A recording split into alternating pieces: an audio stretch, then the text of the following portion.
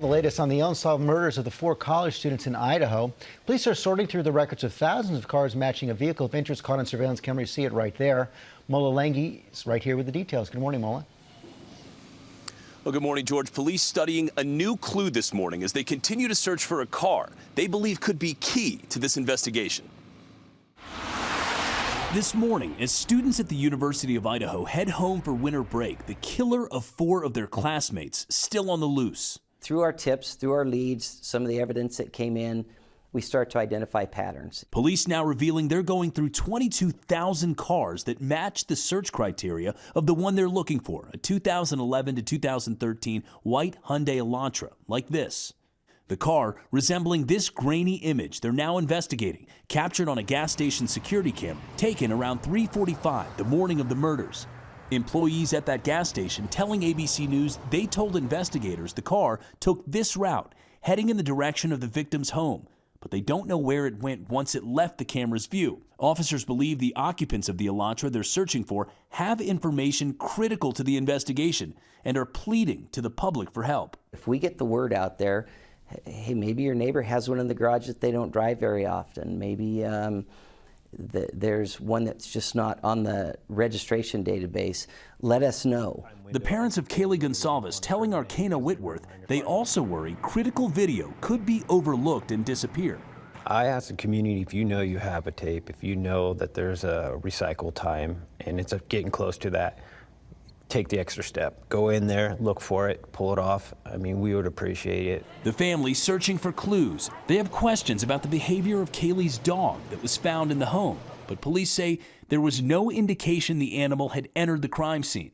If he was locked in a room, I would guess that he would bark and claw and whine. 2 of the roommates surviving unscathed.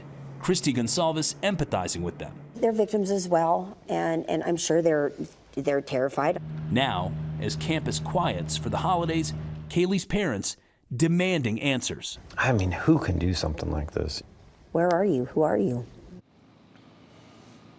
Well, more than a month into the investigation, and police have yet to identify suspect.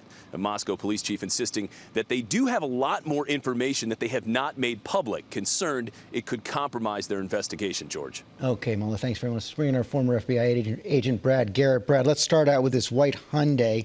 They're saying that those inside could have critical information to the case? So look at it this way, George. When you profile a neighborhood after a murder like this, you look for things that typically are not there. In other words, neighbors' cars, you eliminate those. This white car apparently plays into 2 possibilities. One, it's the bad guy's car. Obviously, you want to find that. And the secondary is they might be witnesses of something, seeing somebody come in or out of the victim's house, and they need to locate and ID the person. So this could be a big find or maybe a medium find. Police are also re-interviewing witnesses. What does that tell you? So, George, when you interview people initially, and many times it's a patrol officer, a detective, or agent that are not directly involved in the investigation.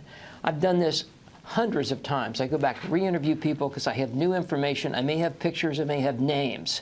So you can put it more in context and maybe perhaps get additional leads. And what do you make from this news from one of the parents saying that his daughter's death didn't match her friend's? So I'm going to assume that means that perhaps she was injured more than the others. That can mean possibly 2 things. 1, she was the target, or 2, she happened to wake up and she fought the attacker, and he obviously then picked up his aggression because of her actions. Surprised the investigation is taking this long? No. This is one of those cases that once, George, you eliminate sort of the inner circle, assuming they have done that, in other words, friends, associates, then when you get outside that circle, it becomes very difficult to figure out who actually did this and what was their relationship, if any, with these kids. It may be very small. If that's the case, they're going to have to keep chipping away at leads like this white car. Brad Garrett, thanks very much. Well, hey there, GMA fans. Robin Roberts here. Thanks for checking out our YouTube channel. Lots of great stuff here. So go on, click the subscribe button right over here to get more of awesome videos and content from GMA every day, anytime. We thank you for watching, and we'll see you in the morning on GMA.